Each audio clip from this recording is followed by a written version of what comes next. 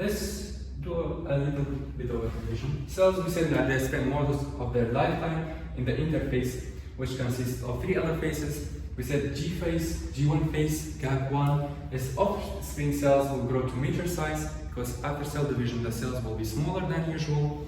The S phase is the cells that the DNA of the cells will be copied for preparation of the cell division. And in G2 phase, during this phase, the cell is prepared for cell division, which we talked about by producing more organelles, more cytoplasm for each organelle or each cell when they are, for each offspring when they are produced to be able to be functional. But before talking about the cell division or M phase or mitosis, we have to talk about another phase which is called G0. Some of our cells, like neurons and other body cells, when they are divided, they will not go through this process again. Okay, which means that they are not able to produce or reproduce or replicate. So what they do is that they will go into G0, which they will produce. They will mature into their fully mature grown size, and they will stay like that without division. Okay, this is G0. Okay, G1 we said growth, G2 replication, G3 S phase replication, G2 preparation for mitosis. So now we talked about the interface. Let's talk about the cell division, or let's say the end phase of the cell division. The cell division is actually the cell division phase of the cells are divided into two other phases, which is end phase and the cytokinesis. In the end phase, we have four other phases, which we are going to talk about. Mitosis is, by end phase, we mean the mitosis phase. Okay, let's make this clear. End phase means mitosis phase. Mitosis is the division of cell nucleus. During the division, it's further divided into four phases. In the prokaryotic cells, we said that the chromosomes of the cell, let's say the cytoplasm of the cells will be divided, but in the cell division in eukaryotic cells, the cytoplasm and the nucleus, both of them will be divided, okay? By these four phases. First of all, we have the prophase, which is the most important phase of this cell division, okay? In the prophase, first of all, it's the first step of the cell division M phase, okay? In which the chromosomes will be formed, as we said. The DNA will be tightened into rod shapes, okay, to make the chromosomes. And the nuclear membrane of the cell will disappear, okay? And the chromosomes here are formed inside the cell, the nucleus. Then after that, the nucleus membrane will be disappear, and we have two other things that will appear inside the cell, which is called the centrioles. Okay, these centrioles, when the mitosis phase or the M phase starts, each of them in the prophase, each of them will go to opposite poles of the cell. And after they reach there, they will produce their spindle fibers. These spindle fibers are responsible for separating the chromosomes from each other, the chromatids of the chromosomes from each other equally. Okay, that's about the prophase of the cell division. Then after that, we have the second step, which is called the metaphase. By metaphase, we can understand by the M, we can say M means middle. How? Because in the metaphase, the chromosomes, okay, the chromosomes will line up in the middle of the phase, in the middle of the cell, okay?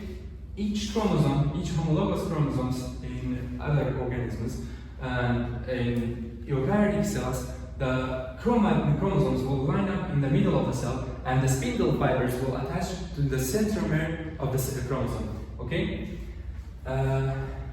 Then we have the anaphase. By ana, we understand, by ana, we can say away.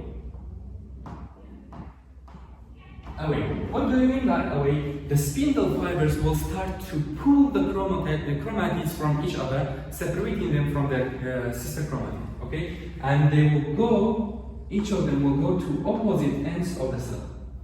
Okay. Then in here we can say that the set of chromosomes that we had, they will be divided into two for each cell to contain enough genetic material for the cell. Okay. And then the last phase that we have is the telophase. After the separation of the chromosomes, a nuclear membrane around each of the cytoplasm, around each of the, let's say, around each of the chromosomes will start to form, and the nuclear membrane will start to show again, okay? Because in the prophase, we said that the nuclear membrane degenerates, or let's say disappears, but in the telophase, the membrane will form again. And the last thing that we have to talk about is that cytokinesis. The cytokinesis, after the cells separate from each other, the cell membranes are still attached, the cell membranes of the two cells are still attached to each other. Okay, we have to have a way to separate these two cell membranes and to make two new cells. Okay, this process is called cytokinesis. Okay, in cytokinesis, this membrane that we have left here, we will have, okay, we will cut them down to make two new complete cells, but in smaller sizes. Because as you remember, in G1 we said that the offspring cells will have a smaller size than its mature grown cell. Okay. Now each cell will have its nucleus. Each cell will have its nucleus, and the cytokinesis divides the cytoplasm into two, making two new offspring cells. Okay, let's do a revision about what we learned before we finish our lesson. Okay, we said that all cells are derived from pre-existing cells, so cells cannot come from nowhere. And cell division is the process by which cells produce new offspring. Okay. Binary division, we said the binary division is the division of prokaryotic cells into two new offsprings, and in cell cycle we have a repeating set of events that make up the cell life, and which is composed of interphase and cell division phase. Interphase, we said that it's composed of G1S and G2 phase. In some cells they will go directly into G0 and they will not be able to replicate anymore. And mitosis, we said that it's the division of the cell nucleus, and during division producing two new daughter cells, and we said that it's further divided into four other phases: prophase, metaphase, anaphase, and telophase, which is mostly known as we can say the short form of these phases as IPMAT, starting from the interphase. Then the cytokinesis divided the cell cytoplasm into two new cells, really, like separating these cells in the middle to produce two new cells. So that's it for this lesson. The other thing that we have is I want to give the section review as a homework, and I want each student to draw their cells, a cell cycle for themselves, labeling each one of the phases. And that's it for today. Thank you for watching.